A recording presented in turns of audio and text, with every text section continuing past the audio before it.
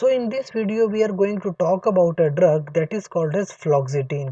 फ्लॉक्सिटीन क्या है, इसका आपके ब्रेन पर क्या असर पड़ता है, ये आपको किस तरह का इफ़ेक्ट देता है, ये कौन सी डोजेज फॉर्म में आता है, आपके बॉडी में किस तरह से ये अपना रोल प्ले करता है, कौन कौन सी बीमारियों में इसको इस्तेमाल किया जा सकता है और क्या क्या साइड इफ़ेक्ट्स आपको हो सकते हैं। इन तमाम चीज़ों के बारे में हम बात करेंगे, लिहाजा एंड तक हमारे साथ बने रहिए ताकि आपको ये सारी इन्फॉर्मेशन मिल सके। सबसे पहले तो जब आपको डॉक्टर फ्लॉक्सिटीन प्रेस्क्राइब करता है और आप किसी फार्मेसी पे इसको लेने जाते हैं, तो मुख्तलिफ तरह के ब्रांड्स आपको देखने को मिलते हैं जो आपको स्क्रीन पे इस वक्त दिखाई दे रहे हैं। फ्यूटाइन इसका एक ब्रांड है। इसके अलावा फ्लॉक्सिटीन कैप्सूल्स भी अवेलेबल हैं। इसके अलावा फ्लूडेक के नाम से भी ये ड्रग आती है।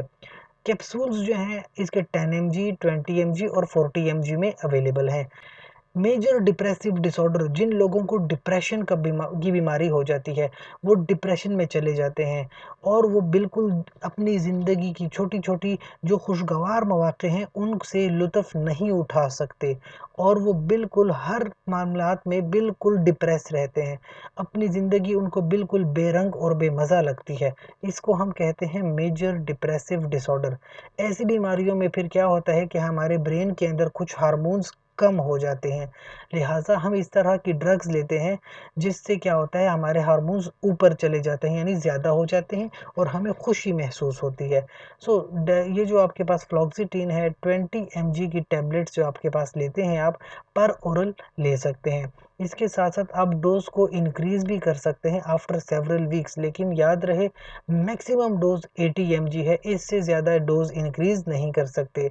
कुछ कैप्सूल्स आती हैं जो 90 mg की होती है, लेकिन आपको एक हफ्ते में फिर एक ही कैप्सूल लेनी पड़ती है।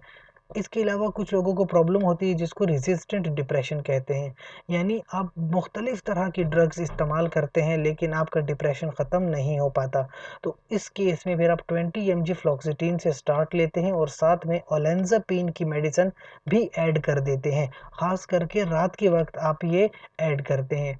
इसके साथ साथ डोज एडजस्टमेंट भी करनी पड़ती है। अगर आप क्रॉनिक यूज़र हैं इस ड्रग के और टॉलरेबिलिटी आ चुकी है, यानी आप अब ज़्यादा डोज़ के ऊपर रिस्पॉन्स देना शुरू हो गए हैं, तो 20 mg टू 50 mg की डोज़ बढ़ाई जा सकती है।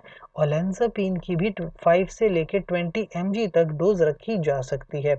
लेकिन याद रहे, क्योंकि ब्रेन के अंदर न्यूरोट्रांसमीटर जब बढ़ जाते हैं तो इनसोम्निया जैसी प्रॉब्लम हो जाती है, यानी आपको नींद नहीं आती, नौज़िया आना शुरू हो जाता है, सेरोटोनिन की वजह से नौज़िया आता है, सर दर्द करना, वीकनेस महसूस करना, डायरिया हो जाना, सोम्नोलेंस हो जाना, एनोरेक्सिया यानी कि बुखार या जो है भूख नहीं लगती, एस्थीनिया हो जाता है, एंजाइटी फिक्रमंदी, नर्वसनेस हो जाती है और इवन कभी कभी कपकपी यानी ट्रेमर्स भी आते हैं। तो ये मुख्तलिफ तरह के साइड इफ़ेक्ट्स आपको फ्लॉक्सिटीन से आ सकते हैं। इसके अलावा फ्लॉक्सिटीन के बारे में कोई इन्फॉर्मेशन जानने के लिए या साइकोट्रोपिक ड्रग्स के बारे में कोई इन्फॉर्मेशन जानने के लिए कमेंट सेक्शन में आप हमसे रब्ता कर सकते हैं।